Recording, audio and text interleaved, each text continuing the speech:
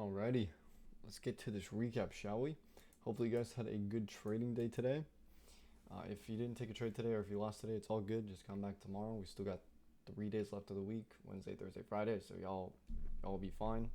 I almost did not end up taking a trade today, but I ended up staying on during PM session and I saw something that looked really good, so I decided to take it. So let's just hop in straight to the recap.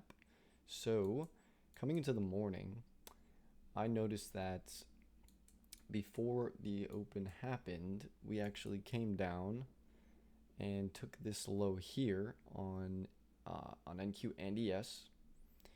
And if we look on a higher time frame, we'll see that we also took the previous day's low on ES, did not take it on NQ. So at that point, I was like, okay. And we're reacting off this EHPDA. It's called Event Horizon PDA. It's some, I don't know, apparently it's the average between a new day opening gap and another new day opening gap or new week opening gap. But you see it lines up in the middle, so that's what that is apparently. So it's on the ICT, NWOG, NDOG, and EHPDA. That's what it is. Just on here, you enable it, show EHPDA, and it pops up. So that was pretty cool.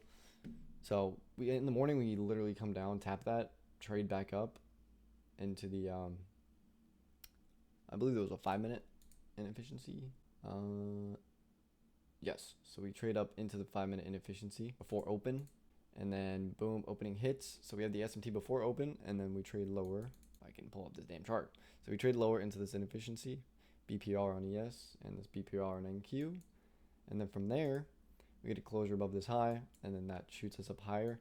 I did see a potential trade off this order block here, but it didn't seem enough for me.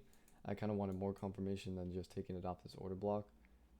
Although it did make sense since we did displace off this one and create another one, we had a propulsion block here. Nothing A+ for me personally. So we ended up coming up, taking the Asia highs and the London highs, as you can see right here. Took the London highs, took the Asia highs, and then we also SMT'd. I need to go on a high time frame, bro. I can't do this on this low ass time frame. Right here, boom, we came up bearish SMT at these highs. Now, after this bearish SMT, it was kind of 50-50 for a little bit, because look, we have a bearish SMT here. This high here came up and took this high. So it's like we had two bearish SMTs, but price was still bullish, if that makes sense. It was an interesting day, to say the least.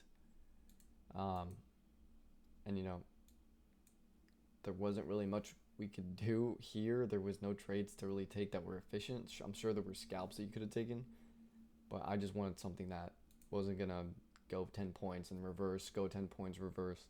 But just to finish up the recap, we took out those Asia highs, accumulated for a long time.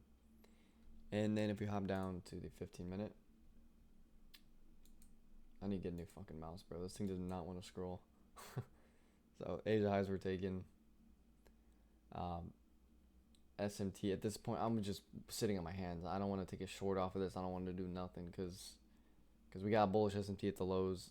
Who knows where this is gonna stop short at, right? But I saw this breaker.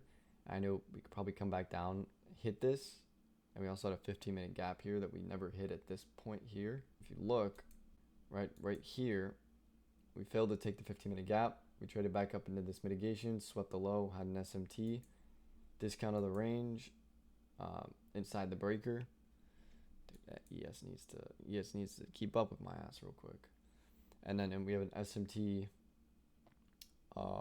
with that as well. So NQ took this low, ES did not. So big SMT at that point. Still nothing super confident that I wanted to take, because we did inverse this 1-minute gap right here at 12:48, but ES was still inside this gap, so I wanted to wait until ES displaced through it. So we did get that displacement at 12:49. So right here, so now I knew potentially we could probably maybe get a retrace or just shoot up from here. So we just shot straight up, and at that point I was watching the higher time frame again and looking to see, okay, we have this order block, this breaker now.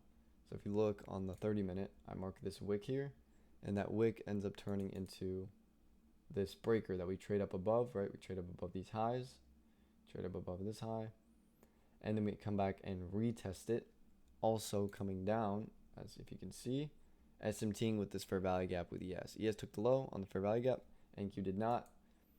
Come back down to the 1 minute. I waited for a 1 minute inversion, literally just entered on the next candle when it opened. It went down a little bit. So I took this 1 minute inversion, and then I took partials at this high here, and then I took partials at this high up here, right at this EHPDA line. I see these and they're like pretty cool areas to take profits now. And then I just left a runner to the previous day high, and it hit. So pretty W day. We even went higher, which is crazy, but you know, it is what it is. That's all I got for you guys today. Pretty simple day. Kind of weird in the morning, but you know, patience pays. So I'll leave y'all with that, and catch you tomorrow. Peace.